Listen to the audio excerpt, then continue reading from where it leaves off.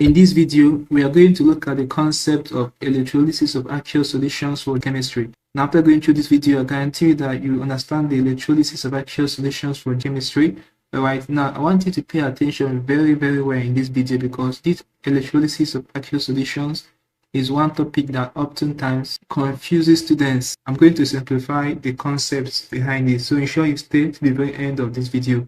Okay, so having known this, let's go into the details of the video. We are looking at electrolysis of aqueous solutions. Now, let's begin by noting this.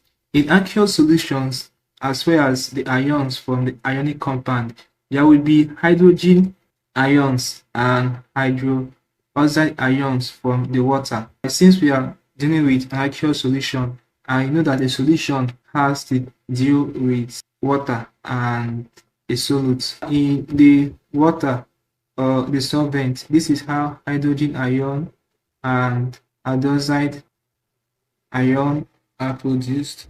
So we're going to have hydrogen ion plus hydroxide ion. So this is basically what we are going to have.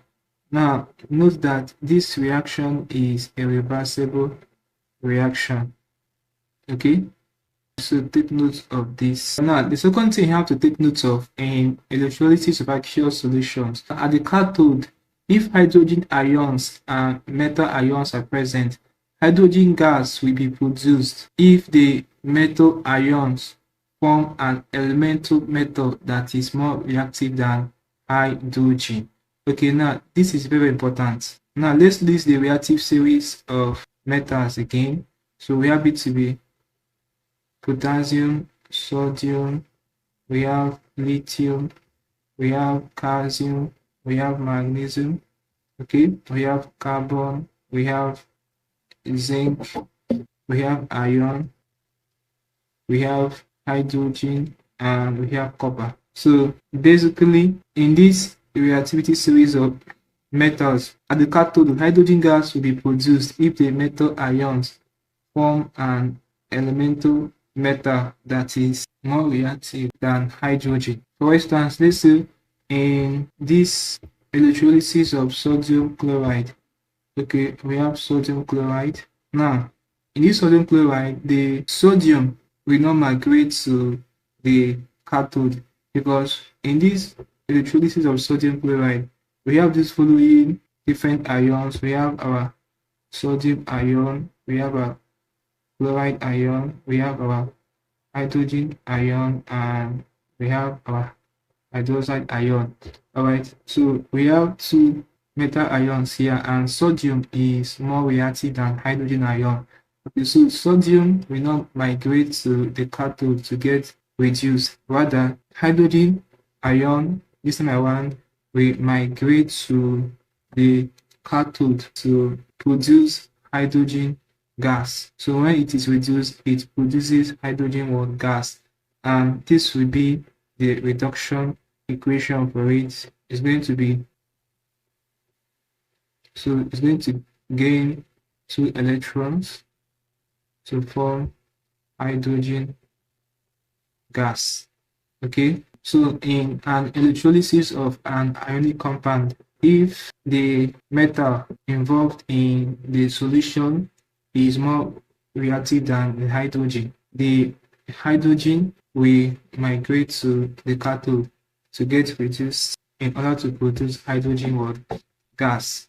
Okay, now the other way around, if the metal involved is less reactive than the hydrogen ion, the metal will this time around migrate to the cathode to get reduced to the neutral form of it, or to form the atom of the metal.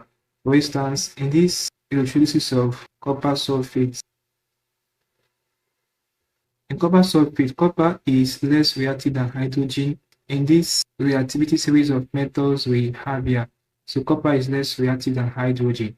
So to show the reduction equation for this is going to be copper ion we gain 2 electrons to form copper atom.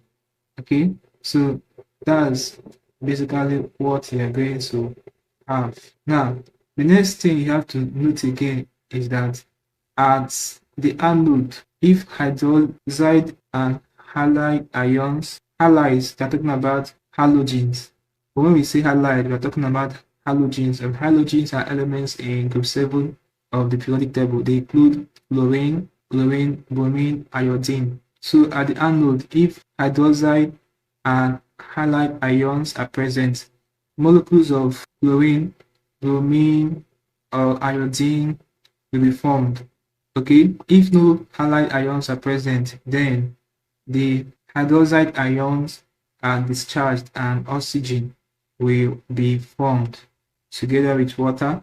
Okay, let me show you. For instance, let me wipe up. Okay, now in the electrolysis of aqueous solutions involving sodium chloride, chloride ions are present in the solution. So at the anode, chlorine gas will be produced, and this will be the oxidation equation, half equation for it. So it's going to be chloride ion will lose 2 electrons to form chlorine gas. So balance the equation. Okay, so this is what you're going to have. Whereas in the electrolysis of aqueous solutions involving copper sulfate, so in this solution, halide ions are not present, which include chlorine, bromine, iodine, etc. So basically what will happen here is that the hydroxide ions will be discharged at the anode to produce oxygen gas and water. Okay, so this will be the oxidation half equation for the reaction. So we're going to have it to be hydroxide ion. It will lose 4 electrons to form oxygen gas, oxygen molecule, and water molecule. Alright, so to balance this equation, we are going to add 2 here.